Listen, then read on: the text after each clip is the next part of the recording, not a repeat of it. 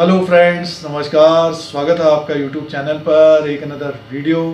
Future group के शेयरों की बात करेंगे, फ्यूचर ग्रुप शेयरों की चर्चा करेंगे। Future Retail, Future Consumer, Future Supply Chain Solution, Future Lifestyle, इन शेयरों की बात करेंगे। पिछले 2-3 महीने से इनमें काफ़ी चर्चा बनी हुई है, काफ़ी न्यूज आ रही है, काफ़ी खबर आ रही है। कारण ये रहा है कि रिलायंस हिस्सेदारी खरीदने जा रही है, तो बहुत सारे रिटेल इन्वेस्टर जो नए इन्वेस्टर्स हैं स्पेशली, वो एक तरह से आप न्यूज़ बेस्ड जो काउंटर में कारोबार करते हैं तो ऊपर की तरफ तो जा रहे हैं, बट डाउन में जैसे मीन्स फॉल आ जा रहा है। फिर क्या कारण है कि ऊपर से गिरावट आ रही है, तो ये सारा जानकारी इस वीडियो के माध्यम से जानने की कोशिश करेंगे।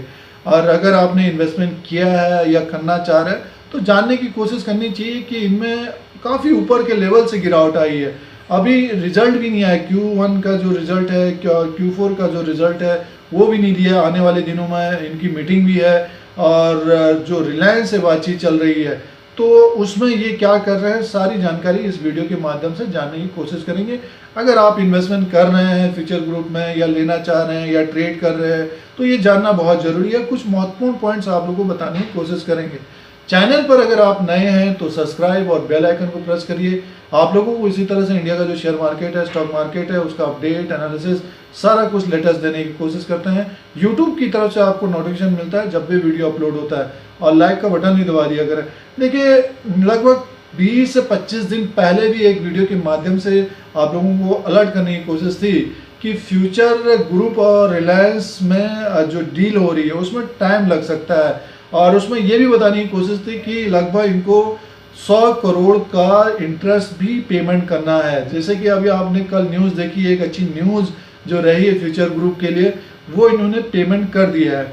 अब देखिए, इन्होंने किसी तरह से तो पेमेंट तो कर दिया है, और उसका फ़ायदा ये रहेगा कि जो डील हो रही है तो उसमें एक फ़ायदा ये रहेगा। दूसरी बात, अगर डिफ़ॉल्ट होते, सपोज अगर डिफ़ॉल्ट होते तो रेटिंग एजेंसी इनको जो है डाउनग्रेड कर देती। अब देखिए, रेटिंग एजेंसी डाउनग्रेड कर देते तो जो इनको लोन लेना था, जैसे आपने अगर 1 करोड़ रुपया या 10 करोड़ रुपया किसी से लोन लिया है, अगर आप डिफ़ॉल्ट हो गए, पेमेंट नहीं कर पा रहे हैं, तो क्या आपको लोन देगा? क्या बैंक्स आपको लोन देंगे? तो वो चीज़ फ्यूचर ग्रुप के साथ रहा है।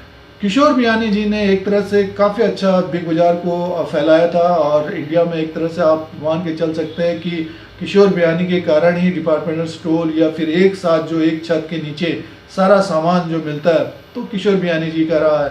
बट फिर कंपटीशन बढ़ता गया। अभी आपने देखा कि बहुत सारे रिटेल चेन हैं या स्टोर हैं खुलते गए, उसके कारण फिर जो सेल्स भी नहीं हो पा रही हैं, और सबसे मेन कारण रहा है कोविड-19 की महामारी।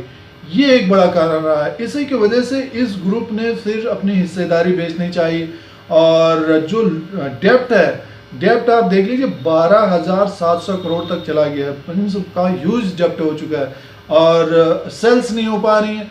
अब जो महामारी है कोविड-19 जो ख़त्म हो रहा है और लॉक चल रहा है, तो कितना आप स्टोर में, कितना आप मॉल में जा रहे हैं, कितना आप खरीद रहे हैं, ये भी सोचने वाली बात है। इन्वेस्टमेंट अगर आप कर रहे हैं तो कितना आप मॉल में जा रहे हैं, कितना आप बिग बाजार में जा रहे हैं। इससे पहले आप बहुत इनके जो स्कीम आते थे उसके अनुसार आप जाते होंगे, आम आदमी मीडियम घर के जो लोग हैं जाते थे, और अच्छा खासा सेल भी होता था। फ्यूचर रिटेल में काफ़ी अच्छा इनका सेल्स भी है। बट अब पिछले कुछ 6 महीने से तो ऐसा लग रहा है कि जो ऑनलाइन ही ज़्यादातर, अगर आप देखते होंगे ज़्यादातर ऑनलाइन आप सामान मंगा रहे होंगे, तो वो फ्यूचर ग्रुप का जो चार्म था एक तरह से वो एक कम हो गया।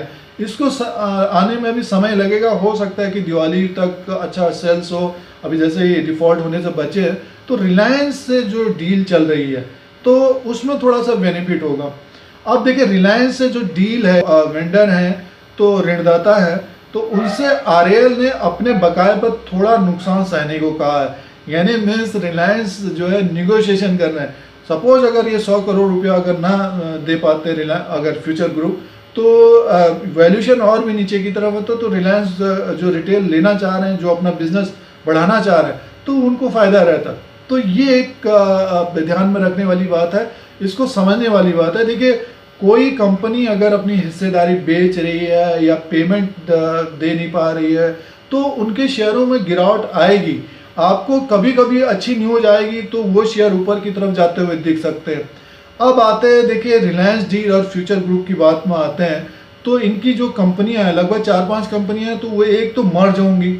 आपको पिछली वीडियो में भी बताया था, वीडियो पूरा देखा नहीं, जिन लोगों ने देखा तो उनको समझ में आया कि हाँ जो है फ्यूचर ग्रुप में कुछ दिक्कत हो सकती है। आपको एक मूव दिख सकता है ऊपर की तरफ से शेयर, ऐसा नहीं है कि मूव नहीं दिखेगा शेयरों में, क्योंकि कोई अच्छी न्यूज आती है, जैसे रिलायंस ने कह दिया कि हम हिस्सेदारी खरीदने जा रहे हैं, बात हो गई है, और जब तक ऑफिशियली अनाउंसमेंट नहीं आता है तब तक आपको अलर्ट रहना चाहिए कि रिलायंस और फ्यूचर ग्रुप का जो अभी डील हो रही है, हो सकता है कि और भी इसमें फिर रिलायंस के अलावा और भी हिस्सेदारी खरीद सकते हैं, क्योंकि अमेजन का भी इसमें हिस्सेदारी, अमेजन का है, विप्रो का है, तो और ग्रुप का भी हिस्सेदारी है। तो बहुत सारे लोग आगे आएंगे इस रिटेल बिजनेस को खरीदने के लिए, तो ये आने वाले दिनों में हो सकता है। अब शेयर के भाव की बात करें तो देखिए न्यूज़ बेस्ड काउंटर चल रहे हैं 3 महीने से, नो डाउट इसमें 10%, 20%, 40% इस तरह से अप डाउन हो रहा है। जो इन्फ्लुएंस हो जा रहे हैं, जैसे रिलायंस इसमें हिस्सेदारी खरीदेगी, बहुत तेजी से ऊपर की तरफ चले जाएंगे,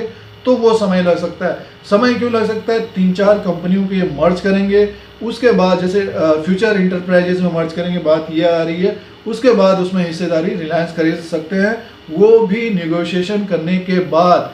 डेप्ट लगभग 12,778 करोड़ तक का है, तो ये सारा कुछ होने के बाद हिस्सेदारी रिलायंस खरीदे, क्योंकि देखिए अगर कोई भी उसमें हिस्सेदारी खरीद रहे हैं या एक्वायर कर रहे हैं बिजनेस को, तो सारा कुछ क्लियर होने के बाद ही उसमें हिस्सेदारी खरीदी जा सकती है, क्योंकि आने वाले दिनों में कोई दिक्कत आ गई, कोई फिर एक सामने ये आ गया कि हमसे भी लोन लिया था, तो सारा कुछ क्लियर होने के बाद ही हिस्सेदारी खरीद सकती है। अब देखिए फ्यूचर ग्रुप के शेयरों में क्या हो सकता है, अगर इनका सेल्स बढ़ता है तब डेफिनेटली ऊपर की तरफ जा सकते हैं। रिलायंस इसमें हिस्सेदारी खरीद सकती है तो थोड़ा सा बढ़ सकते हैं। और रिलायंस के जो जैसे अगर फ्यूचर इंटरप्राइजेस में बात चल रही है कि फ्यूचर इंटरप्राइजेस में मर्ज होंगे, तो वो शेयर ऊपर की तरफ जाता हुआ आपको दिख सकता है, क्योंकि सारे मर्ज उसमें हो जाएंगे। रेशियो क्या रहेगा वो भी एक महत्वपूर्ण बात है। फ्यूचर रिटेल का, फ्यूचर कंज्यूमर का, फ्यूचर सप्लाई चेन का, फ्यूचर लाइफस्टाइल का, इनका अंदरूनी पहले रेशियो होगा, उसमें एक में मर्ज होंगे, फिर रिलायंस उसमें हिस्सेदारी खरीदेगी, तो बहुत सारा अभी इसमें दिक्कत रहेगी। और आगे आने वाले दिनों में ग्रोथ बनती है तो शेयरों में डेफिनेटली ऊपर की तरफ जाते हुए दिख सकते हैं, बट इसके कारण हम अगर इन्वेस्टमेंट करें तो वो एक तरह से गलत डिसीजन हो सकता है। अगर आप मार्केट में एक्सपर्ट हैं कि स्टॉप लॉस के द्वारा कामकाज करते हैं, कौन से लेवल पे हमें लेना है, कौन से लेवल पे एग्जिस्ट करना है, तो बात अलग होती है। और स्पेशली अगर इन्वेस्टमेंट आपको करना है तो रिलायंस बेटर है, दिग्गज स्टॉक है, उसमें अगर इन्वेस्टमेंट करेंगे तो डेफिनेटली आपको अच्छा खासा रिटर्न मिल सकता है। तो फ्यूचर ग्रुप के शेयरों में थोड़ा सा आप अपने अनुसार अपना डिसीजन लेने की कोशिश करिए।